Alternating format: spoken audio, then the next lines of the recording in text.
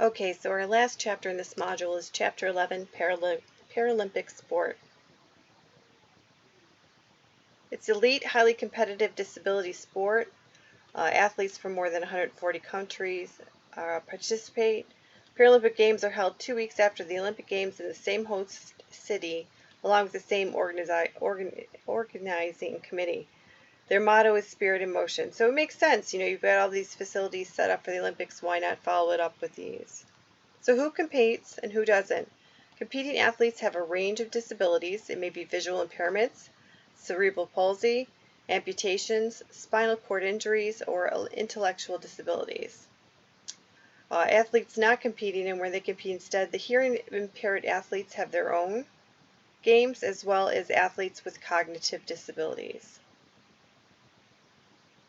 So the history of the Paralympic Games, sport for individuals with disabilities, was a means to rehabilitate injured soldiers after World War II. So in 1948, they had the Stoke Mandeville Wheelchair Games. In 1952, they had the first international games for athletes with disabilities. In 1960, they had the first Summer Paralympic Games in Rome.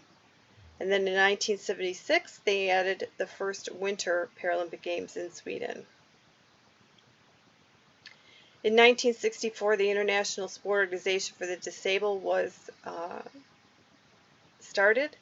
In 1989, the International Paralympic Committee was formed. Today, just in the last Olympics, 2016 Rio de Janeiro had 4,328 athletes from 159 countries, plus 2 independent Paralympic athletes not associated with a country. So are you surprised that disabilities are included or not included? Did you realize how many nations and people compete? You can learn more about the independent Paralympic athletes and the role of the Paralympic movement in accommodating refugee athletes. Rather interesting. Back to governance now. There's the International Paralympic Committee, the IPC, the National Paralympic Committees, the NPCs, and international federations. So the IPC has a bunch of different organizations that make up their membership. They have approximately 170 national Paralympic committees. The regional organization and committees funding comes from revenues and government support, Olympic support, and sponsorship. The NPCs are responsible for relations and communication with the IPC. The U.S. has the U.S. Olympic Committee that they also act as our National Paralympic Committee as well. Most countries have their own separate NPC. We just do it a little different. The international federations are responsible for jurisdiction and guidance over competition and training venues for their respective sports. There's 14 officially recognized international federations.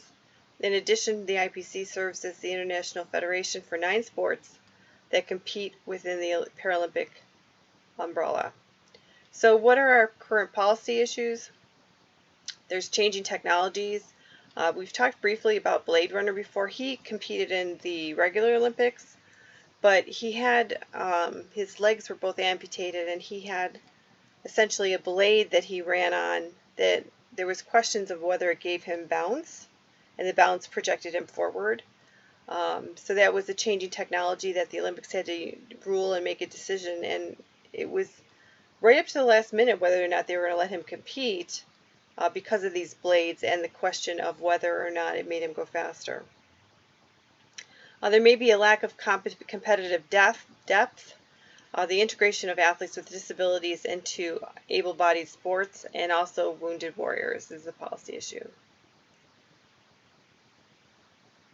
So we kind of already talked about this one, but what are some pros and cons of integrating athletes with disabilities into able-bodied sport? Think about that one. The Wounded Warriors, the U.S. Olympic Committee Paralympic Military and Veteran Programs provides post-rehabilitation support and mentoring to American servicemen and women who sustain physical injuries. The veterans are introduced to adaptive sport techniques and opportunities. In the 2016 U.S. Paralympic team included 35 military athletes. Okay, so that's it for the module. I'm going to post a test in Blackboard.